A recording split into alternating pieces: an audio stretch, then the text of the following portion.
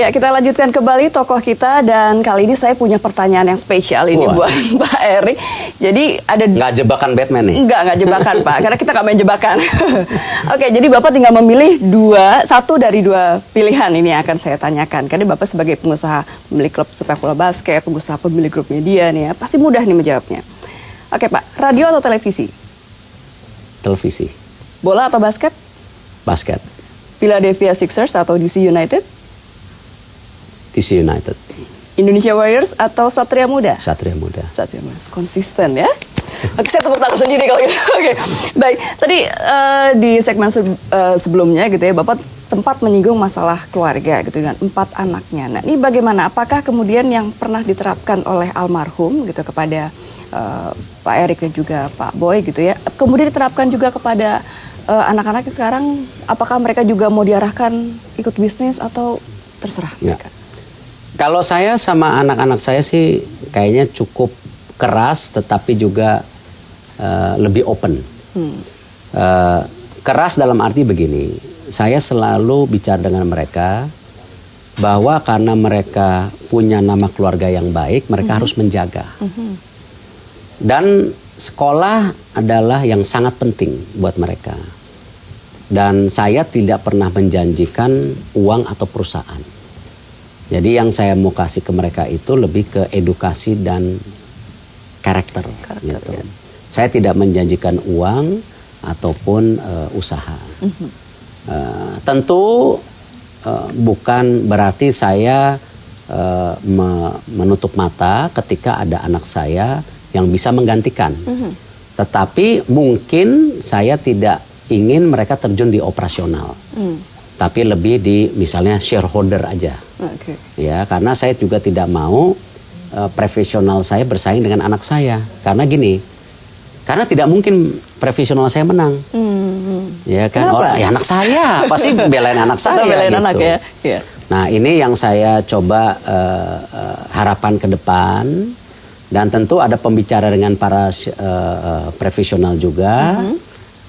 Bukan berarti ini juga menutup celah bahwa suatu hari keputusannya berbeda asal kita sepakatin bersama.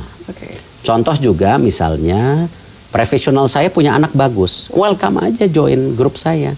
Tetapi tidak bisa di satu perusahaan. Atau mungkin lebih bagus bapaknya juga ya udah karena anak saya masuk saya jadi komisaris aja misalnya. Gitu. Itu kan sesuatu yang bisa kita lakukan gitu. Tetapi pada saat sekarang ya memang saya mendidik anak saya seperti itu.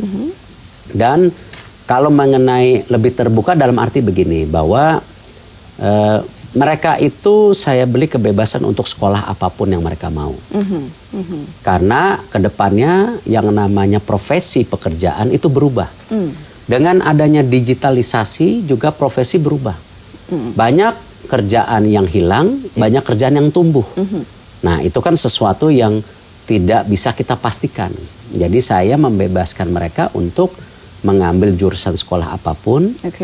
Yang pesan simple kembali pengusaha. Sekolah apapun boleh asal bisa dapat uang. Gitu. Simple ya. Simple. Oke, tadi kembali ke masalah tadi ada pertanyaan trivia quiz tadi ya. Kenapa sih Bapak tadi antara radio dan televisi Bapak memilih televisi? Karena gini, suka tidak suka sekarang dengan ada digitalisasi, radio pun akan produce konten. Kontennya pun tidak hanya berupa voice, tapi berupa siaran. Kalau kita lihat di beberapa, kita lihat di internasional, banyak program radio pun jadi program TV, gitu. Itu alasan saya. Tetapi TV pun seperti apa? TV ke depan nggak seperti yang sekarang. Dengan adanya live streaming, dengan ada macam-macam. Konsep orang menonton TV akan berubah. Sudah berubah. Anak saya aja tidak nonton TV. Cuman bukan berarti industri TV mati. Seperti yang saya selalu bilang, saya tidak yakin industri koran mati. Dan terbukti sekarang yang jalan e-paper. Korannya nggak mati. Cuman korannya metamorfosis menjadi yang lain. Gitu.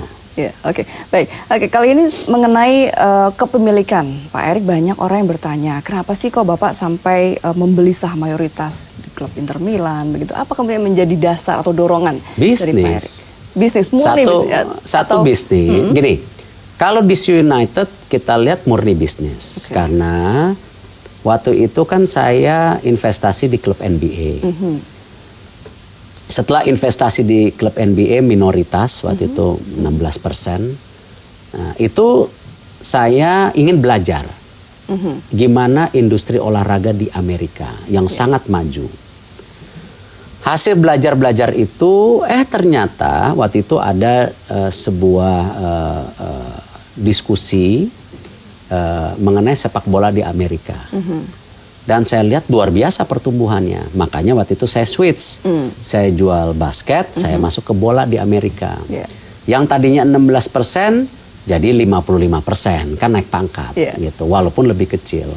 Dan ternyata kalau kita lihat sepak bola Amerika 5 tahun terakhir luar biasa. Ya, menjadi sebuah industri yang tidak kalah besarnya. Ya, sangat bersaing juga dengan ice hockey di Amerika. Nah, itulah keputusan bisnis. Dan tentu memang tadi secara kesempatan juga DC United ini kan di ibu kota Washington DC, marketnya bagus. DC United punya story yang bagus. Nah, ini yang kenapa sekarang di DC United juga kita upgrade. Kita bangun stadium sepak bola di Amerika untuk fasilitas DC dan menghibur fansnya. Karena memang fans DC salah satunya keinginan punya stadium sendiri. Tetapi pembangunan stadium sepak bola ini semua juga berdasarkan bisnis. Ya, kita bisa lihat stadiumnya belum jadi saja sudah ada naming rights dari Audi. Dan banyak fasilitas lain yang sudah disponsori. Nah, ini yang memang keputusan itu. Kalau Inter Milan memang agak berbeda. Ya. Kebetulan saya ini memang fansnya Inter suka cukup lama.